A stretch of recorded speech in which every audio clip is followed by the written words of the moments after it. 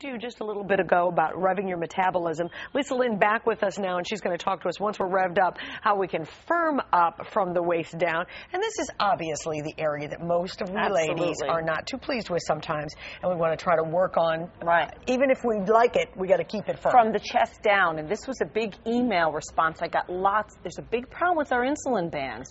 So probably the most important thing I could teach you, not just how to get back up when you fall, is 80% of it is diet.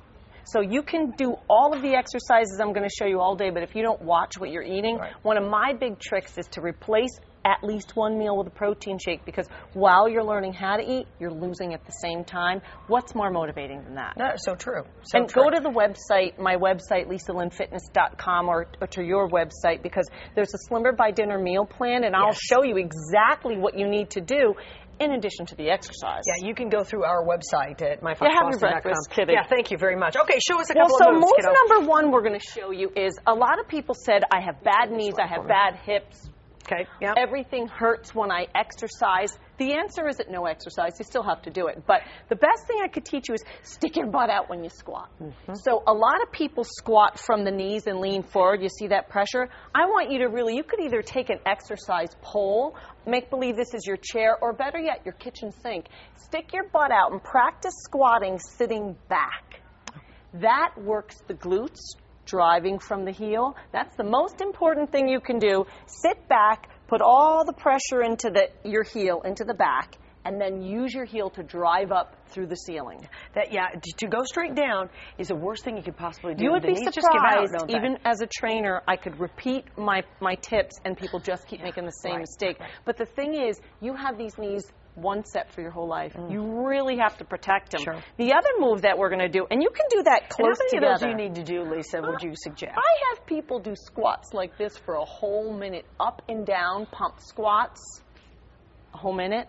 Or you could do 20 or 30 reps. If you're just starting, you could do 12 and they'll work. But most important is form first. Okay? Squeeze the glutes. The next move that all of these really lift the tush, they're the top 3 moves you can ever do. Lunges. I'm going to have you do a training lunge first, where instead of everybody lunges forward, you see that knee over the toe? Yes. Big mistake. I want you to sit back again, and instead of thinking lunge forward, I want you to think carousel lunge. And have a little prop. Take your pole out of your closet. Just kidding. Up and down, I'm going to have you do your squat. You know, they work, to be honest, because while you're training the move, a lot of people are very tight, so they can't get that nice flow going. So I want you to always back up and keep it right down the center as if you were a horse, carouseling up and down, using your heel to drive yourself up.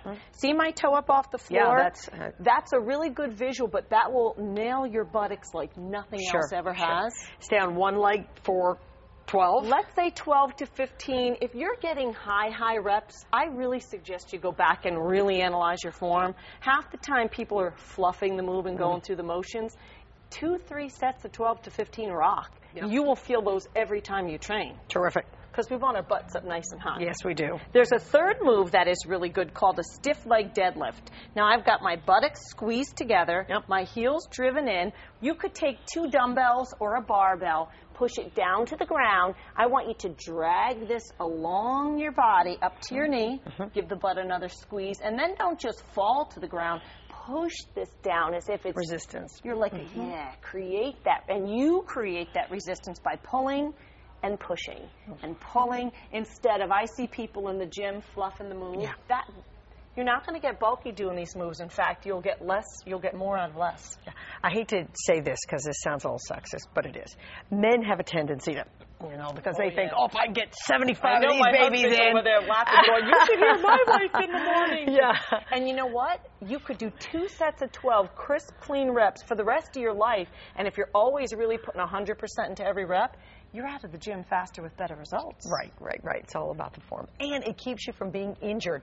That's another issue associated with just trying to... You can't get fitter if you're not in the gym. That's right. All the moves I showed today with the demos, even when people blow their knee out, could be a part of rehab, because of what rehab does is teaches you what hurt you to begin with. How to perfect that form so it doesn't matter which end of the spectrum you're on. Really, people should always be doing those. They're good for the core. So we learned today, rear end out, Yes, nice stick your and butt slow, out. right? Exactly. And if you're going to do them, make sure you stay exactly parallel up them and down into a wall. because you're watching those knees. And you got to eat right. All right, and you got to eat right. We're going to go to our website. They'll link you over, and you got more information about the diets and anything else you might need. Happy Great to help. see you like Thank always. you. We'll see you again next Thanks. month.